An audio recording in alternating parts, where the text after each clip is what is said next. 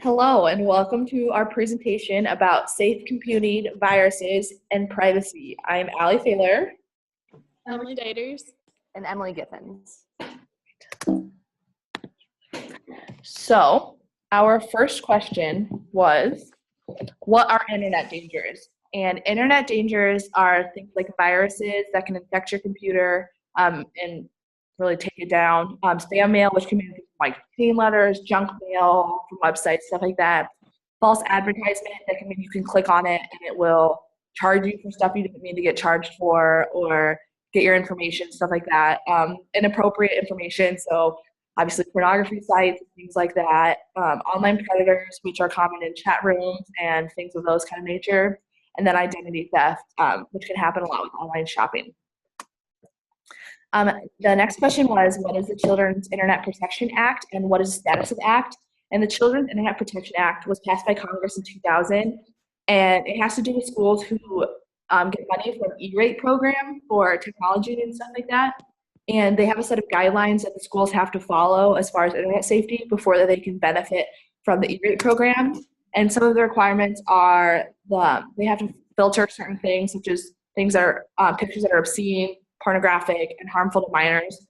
They have to monitor online activities, and they have to have a set of safety policies, which I will go through in just a second.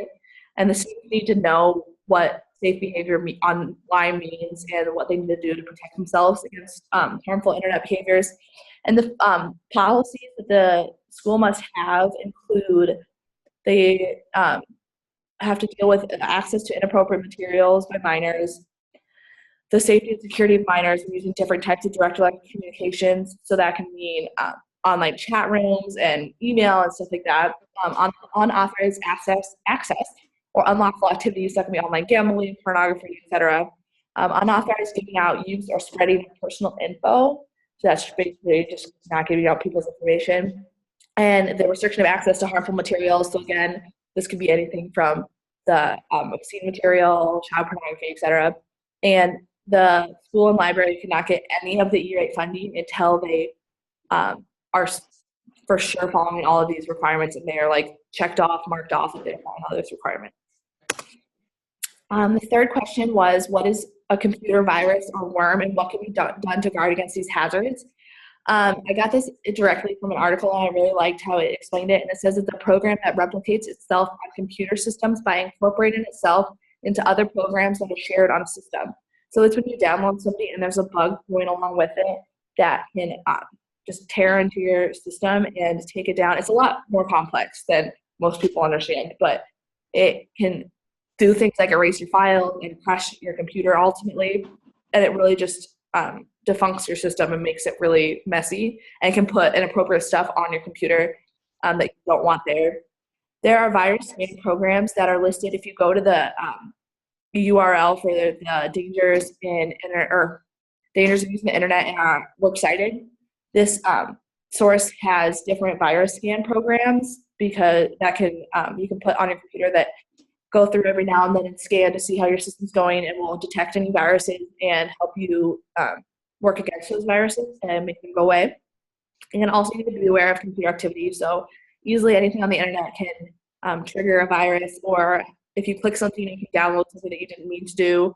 And so you need to be really careful about what you click on the internet, because viruses can be encoded in many, many different things.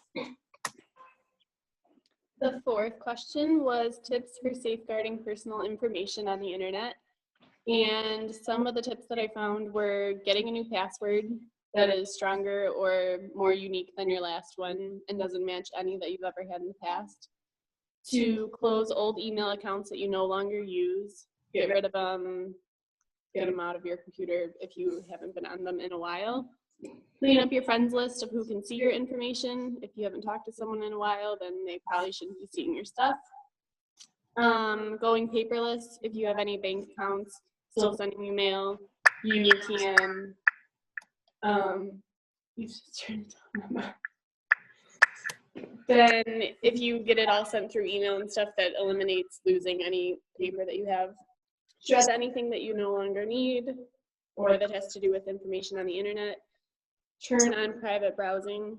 you should always do. Remember to always log out of websites that you log into, just for safety, and Google yourself once in a while to see what's out there about you, and if there's anything out there that you don't want, you can always remove it.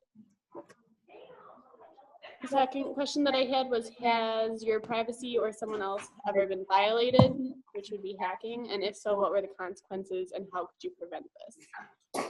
I personally have never been hacked, but I know that multiple people have been hacked on Facebook and email, and I've received emails from people that have seemed weird. And then with getting hacked on Facebook, people can post statuses or pictures or anything without their permission. So it's important to have all your privacy settings on. And then some other ways to prevent this could be changing your password again every 6 months to a year, making sure you have all your privacy settings on and security. And then don't ever let anyone open, or don't ever open an email or attachment that you don't know what it is. Attachments can cause viruses too. And then always have your Wi-Fi on private so that not everybody can use it or get to any of your information.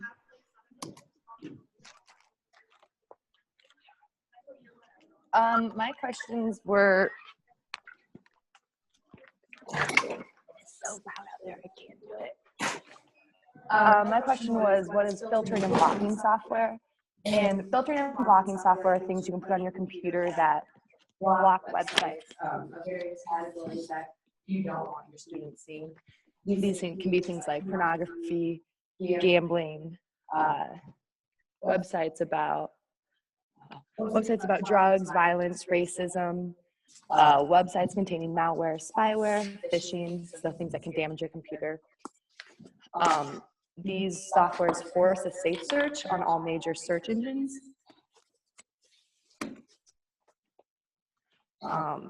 When should these be used in schools? These should be used in schools the majority of the time. When students have free time to search the web, they need to be used just to kind of protect students from what's out there, especially the younger students who don't really know all the dangers out there.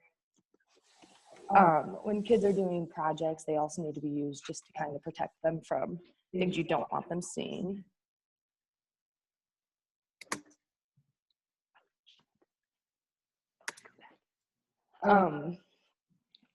There are times when they probably shouldn't be used. When you're doing a project for health class, say, on drugs, and you need to research various types of drugs, like what they do to you, those would all be blocked by the software. So you need to take the software off if you're trying to find information about that.